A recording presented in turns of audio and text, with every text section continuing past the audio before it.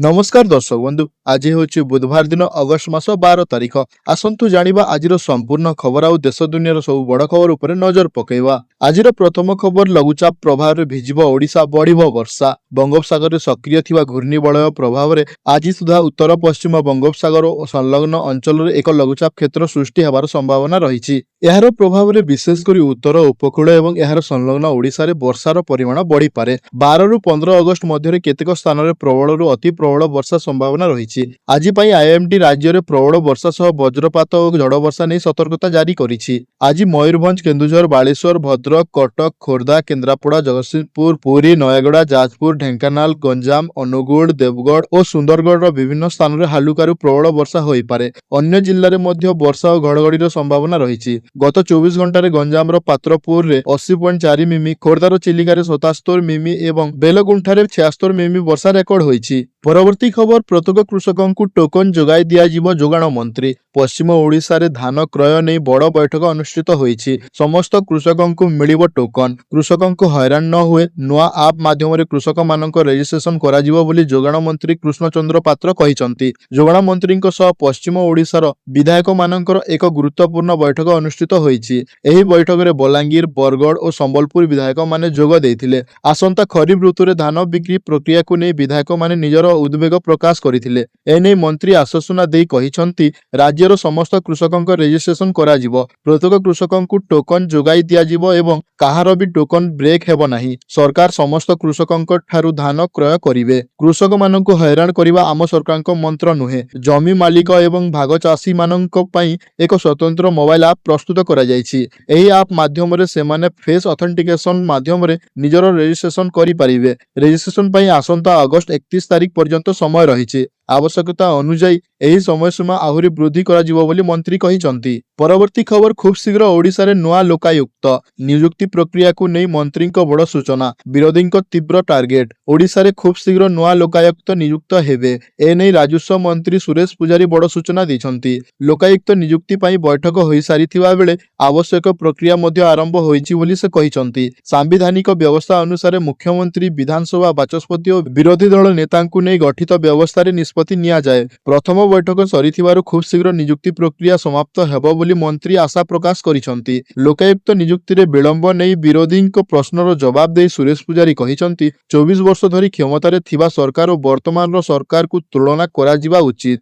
अन्य पक्षरे कांग्रेस विधायक अशोक दास सरकार को समालोचना करी कहिसंती जे 2.5 वर्ष हेबाकू जाउथिले मध्य योजना बोर्ड गठन होई नाही। लोकायुक्त नियुक्ति आहुरी दूरर कथा बोली से कहिबा सह लोकायुक्त नियुक्त हेले सरकार कार्यकलाप संपर्क में तथ्य सामना को आसिबो बोली अभियोग करिसंती। सेहीपरि बीजेडी विधायक दिव्य शंकर मिश्र मध्य सरकार को टार्गेट करिसंती। परवर्ती खबर ओडिशा सरकार कड़ा आईन। इंश्योरेंस नथिले जबत हब गाड़ी। ओडिशा रे वैध इंश्योरेंस एवं प्रदूषण प्रमाणपत्र न थाई चालुथिबा गाड़ी विरोध में कड़ा कार्यानुष्ठान नेबाकू परिवहन विभाग चेतावनी देइछि। नियम उल्लंघन करुथिबा गाड़ी मालिकक विरोध में आगकू कड़ा पदक्षेप नियाजिबो बोली विभाग कहिछि। परिवहन विभाग कहिछि जे वैध इंश्योरेंस नथिबा पई चालान कटिबा परे मध्य जेउ गाड़ी कर इंश्योरेंस करा जाई नाही सेही गाड़ी को जबत करा जिवो। एपरिकी सही गाड़ीर रजिस्ट्रेशन सर्टिफिकेट बातिल करा जाई पारे। यह सहित एभड़ी गाड़ी को पेट्रोल पंप रे पेट्रोल और डीजेल मध्य दियाजिबो नाही बोली कर्तृपक्ष निर्देश दैछंती। सरकारी तथ्य अनुसार ओडिशा रे वर्तमान मोट 1,41,41,951 टी गाड़ी पंजीकृत होईछि। सेथि मध्यरु मात्र 35,68,318 गाड़ीर वैध इंश्योरेंस रहिछि।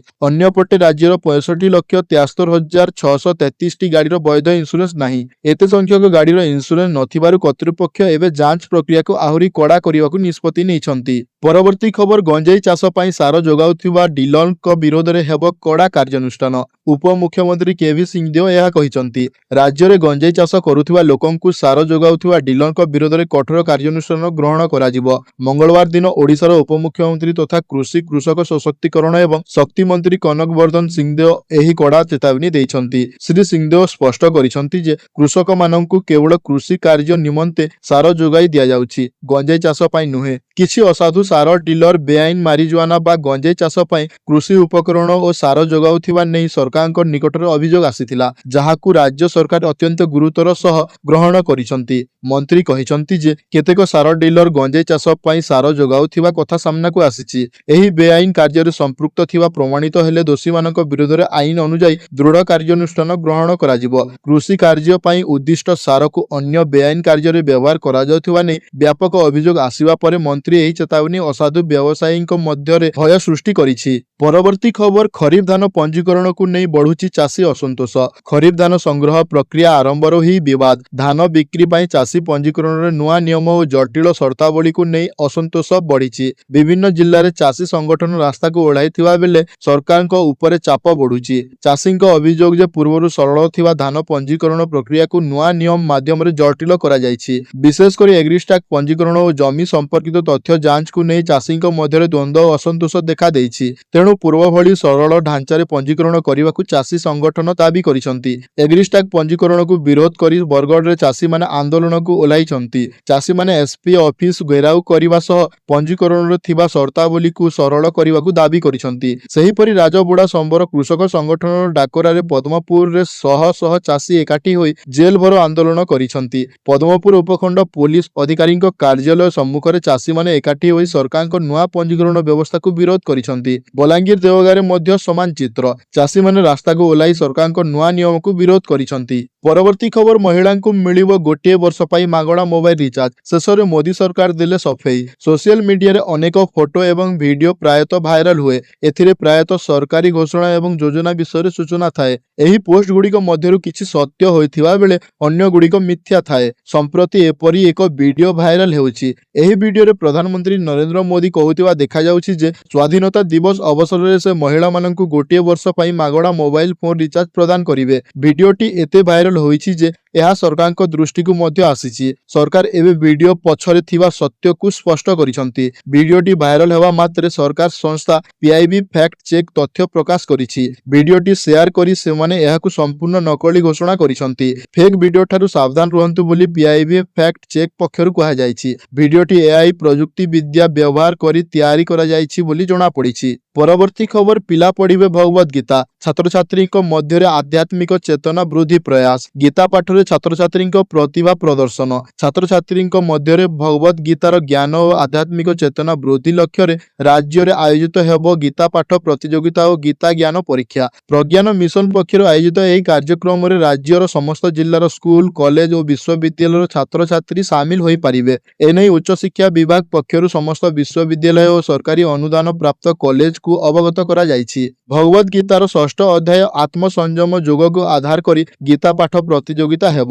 ପ୍ରଥମ ପର୍ଯ୍ୟାୟରେ ଜିଲ୍ଲାସ୍ତରୀୟ ପ୍ରତିଯୋଗିତା ହେବ ଏବଂ ସେଠାରୁ ବିଜେତାମାନେ ରାଜ୍ୟସ୍ତରୀୟ ପ୍ରତିଯୋଗିତାରେ ଭାଗ ନେବେ। ତେବେ ଜିଲ୍ଲାସ୍ତରୀୟ ପ୍ରତିଯୋଗିତାର ତାରିଖ ସମ୍ପର୍କରେ ବିଭାଗୀୟ ପତ୍ରରେ କୌଣସି ସୂଚନା ଦିଆଯାଇ ନାହିଁ। ଜିଲ୍ଲାସ୍ତରୀୟ ପ୍ରତିଯୋଗିତାର ବିଜେତାଙ୍କୁ ନେଇ ଡିସେମ୍ବର 26 ଓ 27, 2024ରେ ପୁରୀର ବାଲିଘାଇ ସ୍ଥିତ ହରିହରାନନ୍ଦ ଗୁରୁକୁଳମରେ ରାଜ୍ୟସ୍ତରୀୟ ଗୀତା ପାଠ ପ୍ରତିଯୋଗିତା ଆୟୋଜିତ ହେବ। ରାଜ୍ୟ ସ୍ତରରେ ପୁରସ୍କୃତ ଛାତ୍ରଛାତ୍ରୀଙ୍କୁ ଏକ ବର୍ଷ ପାଇଁ ସ୍କଲାରସିପ୍ ପ୍ରଦାନ କରାଯିବ। ଗୀତା ପାଠ ପ୍ରତିଯୋଗିତାରେ ଅଂଶଗ୍ରହଣ ପାଇଁ ଛାତ୍ରଛାତ୍ରୀଙ୍କ ଠାରୁ କୌଣସି ଅଂଶଗ୍ରହଣ ଫି ନିଆଯିବ ନାହିଁ। ଗୀତା ପାଠ ପ୍ରତିଯୋଗିତା ସହିତ ଗୀତା ଜ୍ଞାନ ପରୀକ୍ଷା ମଧ୍ୟ ପୃଥକ ଭାବେ ଆୟୋଜନ କରାଯିବ। ପରବର୍ତ୍ତୀ ଖବର, ପ୍ରତ୍ୟେକ ନିଖୋଜ ବ୍ୟକ୍ତିଙ୍କ ପାଇଁ ଏତଲା ରୁଜୁ କରିବା ବାଧ୍ୟତାମୂଳକ। ଯେକୌଣସି ବ୍ୟକ୍ତି ନିଖୋଜ ହେବା ମାତ୍ରେ ତୁରନ୍ତ ଏତଲା ରୁଜୁ କରିବା ପାଇଁ ଆଜି ସୁପ୍ରିମକୋର୍ଟ ସମସ୍ତ ରାଜ୍ୟ ଏବଂ କେନ୍ଦ୍ରଶାସିତ ଅଞ୍ଚଳ ଗୁଡ଼ିକୁ ନିର୍ଦ୍ଦେଶ ଦେଇଛନ୍ତି। କିଛି ରାଜ୍ୟ ଏ ସଂକ୍ରାନ୍ତରେ ସୁପ୍ରିମକୋର୍ଟ ପୂର୍ବରୁ ଦେଇଥିବା ନିର୍ଦ୍ଦେଶ କେବଳ ନିଖୋଜ ଶିଶୁଙ୍କ କ୍ଷେତ୍ରରେ ଲାଗୁ ବୋଲି ଭାବିଥିବା ଜାଣି କୋର୍ଟ ଆଶ୍ଚର୍ଯ୍ୟ ପ୍ରକଟ କରିଛନ୍ତି। ନିଖୋଜ ବ୍ୟକ୍ତି ମାନବ ଚାଲାଣ ଏବଂ ପୀଡ଼ିତଙ୍କୁ ଉଦ୍ଧାର ଓ ପୁନଃ ଥଇଥାନ ପାଇଁ ସମଗ୍ର ଭାରତରେ ଏକ ସମନ୍ୱିତ ବ୍ୟବସ୍ଥା ପ୍ରତିଷ୍ଠା କରିବା ଦିଗରେ ଚାଲିଥିବା ପ୍ରକ୍ରିୟାର ଅଂଶ ଭାବେ ସୁପ୍ରିମକୋର୍ଟ ଏହି ନିର୍ଦ୍ଦେଶ ଦେଇଛନ୍ତି। ଜଷ୍ଟିସ ଅହସାନୁଦ୍ଦିନ ଅମାଲୁଲ୍ଲାହ ଏବଂ ଜଷ୍ଟିସ R ମହାଦେବଙ୍କ ଖଣ୍ଡପୀଠ କହିଛନ୍ତି, ମେ 22 ତାରିଖରେ କୋର୍ଟ ଏନେଇ ଯେଉଁ ନିର୍ଦ୍ଦେଶ ଦେଇଥିଲେ ତାହା ପାଳନ କରିବାରେ ବିଫଳ ହୋଇଥିବା ରାଜ୍ୟ ଓ କେନ୍ଦ୍ରଶାସିତ ଅଞ୍ଚଳର ମୁଖ୍ୟ ସଚିବ ଏବଂ ପୁଲିସ ମହାନିର୍ଦ୍ଦେଶକଙ୍କ ବିରୋଧରେ ଅଦାଲତ ଅବମାନନା ମାମଲା ଚାଲିବ ଏବଂ ସେମାନଙ୍କୁ ବ୍ୟକ୍ତିଗତ ଭାବେ କୋର୍ଟରେ ହାଜର ହୋଇ ଏହି ତ୍ରୁଟି ଉପରେ ଜବାବ ରଖିବାକୁ ପଡ଼ିବ। ନିଖୋଜ ବ୍ୟକ୍ତିଙ୍କ ମାମଲାରେ କୋର୍ଟ ଗତ 5 ତାରିଖରେ ଏହି ରାୟ ଦେଇଥିଲେ, ଯାହା ସୋମବାର ପ୍ରକାଶ ପାଇଛି। ପରବର୍ତ୍ତୀ ଖବର ପର୍ଯ୍ୟଟକଙ୍କ ପାଇଁ ଖୁସି ଖବର। ନନ୍ଦନକାନନ ଆସିବେ ରେଡ୍ କଙ୍ଗାରୁ ଓ ଆଫ୍ରିକୀୟ ଚିତା। ନନ୍ଦନକାନନ ପ୍ରାଣୀ ଉଦ୍ୟାନ ବିଶ୍ୱସ୍ତରୀୟ ଚିଡ଼ିଆଖାନାରେ ପରିଣତ ହେବ।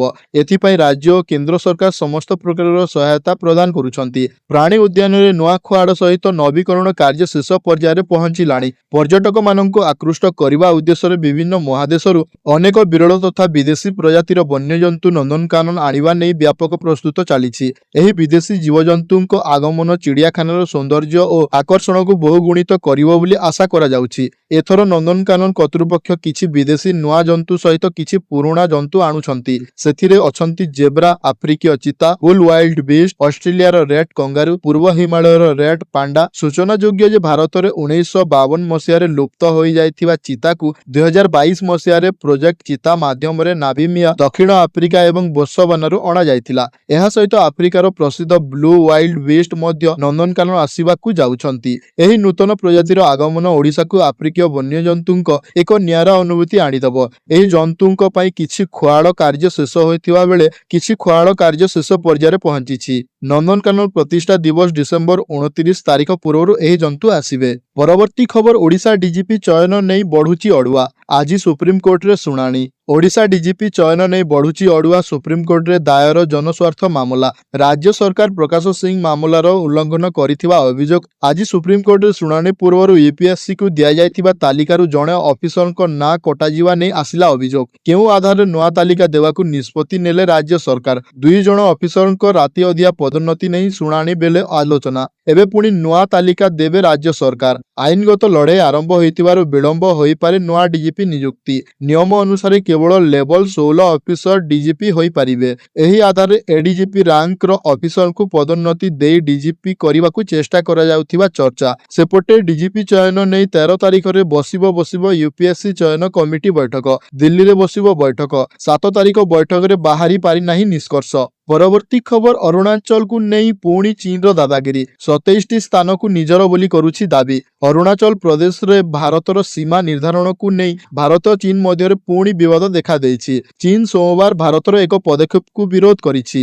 ଅରୁଣାଚଳ ପ୍ରଦେଶର 27ଟି ସ୍ଥାନ ଓ ଭୌଗୋଳିକ ସ୍ଥାନକୁ ଭାରତ ସରକାର ନିଜର ଅଫିସିଆଲ ମାନଚିତ୍ରରେ ସ୍ଥାନିତ କରିଥିଲା। ଚୀନ ଏହି ପଦକ୍ଷେପକୁ ବେଆଇନ, ଅବୈଧ ଏବଂ ଅର୍ଥହୀନ ବୋଲି କହିଛି। ଚୀନର ବୈଦେଶିକ ମନ୍ତ୍ରଣାଳୟର ମୁଖପାତ୍ର ଗୁଓ ଜିଆକୁନ କହିଛନ୍ତି ଯେ ଭାରତ ଦ୍ୱାରା ସ୍ଥାପିତ କଥିତ ଅରୁଣାଚଳ ପ୍ରଦେଶକୁ ଚୀନ ସ୍ୱୀକାର କରେ ନାହିଁ। ଭାରତର ନୂଆ ମାନଚିତ୍ର ଘୋଷଣା ଉପରେ କରାଯାଇଥିବା ପ୍ରଶ୍ନର ଉତ୍ତରରେ ସେ ଏହି କଥା କହିଛନ୍ତି। ଚୀନ ବୈଦେଶିକ ମନ୍ତ୍ରଣାଳୟର ଅଫିସିଆଲ ୱେବସାଇଟରେ ଦିଆଯାଇଥିବା ଉତ୍ତରରେ ଗୁଓ ଜିଆକୁନ କହିଛନ୍ତି ଯେ ଚୀନ ଦୀର୍ଘ ସମୟ ଧରି ବ୍ୟବହାର କରି ଆସୁଥିବା ନାମଗୁଡ଼ିକୁ ଭାରତ ନିଜର ମାନକ ନାମ ଦ୍ୱାରା ବଦଳାଇବାକୁ ଚେଷ୍ଟା କରୁଛି।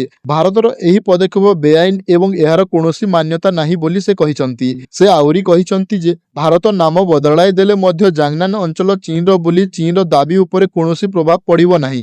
ଆଜି 12 ତାରିଖ ରାଜ୍ୟ କ୍ୟାବିନେଟର ଏକ ଗୁରୁତ୍ୱପୂର୍ଣ୍ଣ ବୈଠକ ଅନୁଷ୍ଠିତ ହେବାକୁ ଯାଉଛି। ମୁଖ୍ୟମନ୍ତ୍ରୀଙ୍କ ଅଧ୍ୟକ୍ଷତାରେ ବସିବାକୁ ଥିବା ଏହି ବୈଠକରେ ରାଜ୍ୟର ବିକାଶ ଓ ଜନକଲ୍ୟାଣକାରୀ ଯୋଜନା ସମ୍ପର୍କିତ କେତେକ ବଡ଼ ନିଷ୍ପତ୍ତି ନିଆଯାଇପାରେ। ବିଶେଷ କରି 9ଟି ଗୁରୁତ୍ୱପୂର୍ଣ୍ଣ ପ୍ରସ୍ତାବ ଉପରେ କ୍ୟାବିନେଟର ମୋହର ବାଜିବାର ପ୍ରବଳ ସମ୍ଭାବନା ରହିଛି। ସୂଚନା ଅନୁଯାୟୀ ଏହି କ୍ୟାବିନେଟ ବୈଠକରେ ରାଜ୍ୟର ଭୂମିହୀନ, କୃଷି, ଶିକ୍ଷା, ସ୍ୱାସ୍ଥ୍ୟ ଏବଂ ସାଧାରଣ ପ୍ରଶାସନ ସହ ଜଡ଼ିତ କେତେକ ଗୁରୁତ୍ୱପୂର୍ଣ୍ଣ ପ୍ରସ୍ତାବ ସ୍ଥାନ ପାଇପାରେ। ଏହାଛଡ଼ା ଭିତ୍ତିଭୂମି ବିକାଶ ଓ ନିଯୁକ୍ତି ସୁଯୋଗ ସୃଷ୍ଟି ପାଇଁ ନୂତନ ନୀତି କିମ୍ବା ସଂଶୋଧନ ନେଇ ମଧ୍ୟ ଆଲୋଚନା ହେବାର କାର୍ଯ୍ୟସୂଚୀ ରହିଛି।